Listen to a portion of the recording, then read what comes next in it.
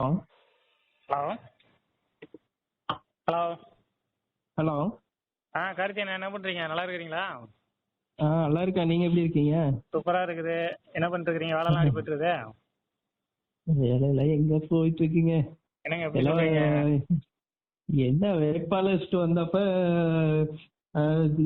நமக்கு ஒரு நம்பிக்கை இருந்ததுங்க. ஆ இப்பெல்லாம் பாத்தீங்கன்னா ஒருத்தரும் அந்த வானதியெல்லாம் வந்து வேலை செய்யறதே கிடையாதுங்க. என்னங்க வர்றதே இல்ல. ஆ ஃபர்ஸ்ட் ஒரு 4 நாள் அப்படி இப்படின்னு தலைவர் கூடயே சுத்திட்டு இருந்ததுங்க. இப்ப பார்த்தா ஒருத்தரையும் காணோம். அவர் இப்போ கூட்டமே காணோம். அங்கே தான் ஃபுல்லாக வேலைலாம் நல்லா போயிட்டு இருக்குது சேதுன்னு சொல்லி இப்போ எங்களெல்லாம் சொல்லி சத்தம் போட்டுட்டு இருக்கிறாங்க. என்னங்க தலைவருக்கு அவ்வளோ வேலை பார்த்துட்டு இருக்கிறாங்க எல்லாரும், மற்ற ஏரியாலாம் ஓஹோ. சுணக்கம் காட்டுறீங்கன்ற மாதிரி எங்களை சொல்கிறாங்க. ஆன்லைனில் பார்த்தாலுமே தலைவருக்கு நல்லா தானே இருக்குது. ஆன்லைன்ல இருக்குதுங்க. ஆன்லைன் நாங்க பண்றது தானே. எப்படி சொல்றீங்க?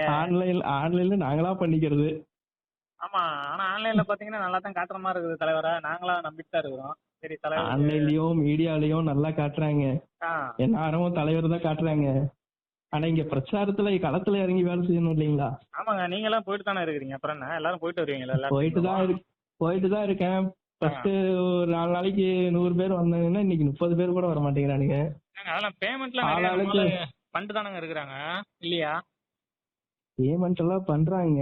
ஆனா கோஷ்டி இருக்குல்ல, இப்ப வானதியெல்லாம் பாத்தீங்கன்னா அவங்க சைடு ஆளுலாம் ஒண்ணும் இறக்குறதே இல்ல. ஆனா இல்ல, இப்ப என்ன சொன்னாங்கன்னா, ஒரு வானதியக்கா, நம்ம ஒரு செல்வகுமார் அண்ணன் எல்லாருமே சேர்ந்து வேலை பார்க்குறோம் அப்படின்னு தான் சொன்னாங்களே எங்க தலைவருக்கு.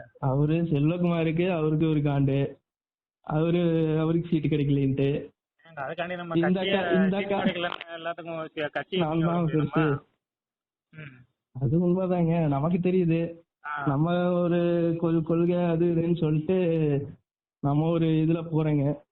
ஆனா அவங்களுக்கு வந்து நான் தான் பெரிய ஆளு, நீ தான் பெரிய ஆளுன்னு காட்டிக்கிறதுக்கு அவங்களுக்குள்ள அடிச்சுக்கிறாங்க. கட்சி தலைவரையே தோற்கடிக்கணும்னு நினைக்கிறாங்க. நாங்கெல்லாம் தலைவர் மட்டும் தான் ஜெயிப்பாரு நம்ம தமிழ்நாட்டுல அப்படின்னு சொல்லி நம்பிட்டு இருக்கிறோம். நாங்களுமே எங்கேங்க தலைவர் ஜெயிச்சா கூட போதும் அப்படின்னு. ஒரு ஆள் எங்க 2 ஏரியால ஆள் பாத்தீங்கன்னா அப்படித்தான் இருக்குது. நான் நம்ம அண்ணன் கூட போட்டு தான் இருந்தேன், அவர் வேட்பாளர் கூட, நம்ம ப்ரொஃபசர் கூட. அப்படிங்களா? அவரு பரவாயில்லைங்களா? அவரு நல்லா பேசுவாருங்களா? அதெல்லாம் பேச்சலாம் அண்ணனை பத்திலாம் ஒன்றும் குறை கிடையாது. அதெல்லாம் அதே மாதிரி போயிட்டு இருக்கிற அப்படி எல்லா இடத்துமே நல்லா தான் போறாப்புல.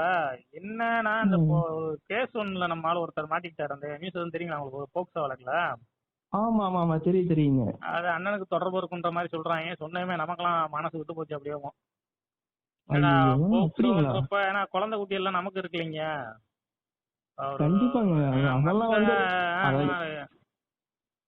மத்த ஒரு கேஸ்னா கூட பிரச்சனை இல்ல கார்த்தி. இப்போ அடிதடி கேஸ்ல மண்ணை மாட்டிருக்காரு, செஞ்சிருக்காருன்னா கூட நான் சொல்லலாம். யாருங்க இப்ப பிரச்சனை பண்ணாம இருக்கிறா, செய்யாம இருக்கிறா, அடிதடிலாம் வரலாம். எல்லா கட்சிக்காரனும் இப்ப பிரச்சனையில இருக்காங்க. ஏதாவது பிரச்சனை பண்ணாத கட்சிக்காரர் இல்ல.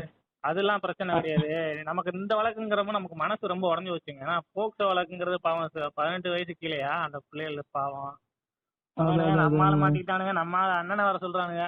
இதுல ஒரு வேட்பாளரா வேற இருக்கிறாரு. நம்ம ஓட்டு கட்டு போறதுக்கு ரொம்ப சங்கடமா இருக்கு. அதுல இருந்து நான் போறத குறைச்சிட்டு அப்படியே இங்க பாத்தீங்கன்னாங்க 3வது இடமே வந்து அதுவே பாத்தீங்கன்னா பெரிய சவாலா இருக்குங்க.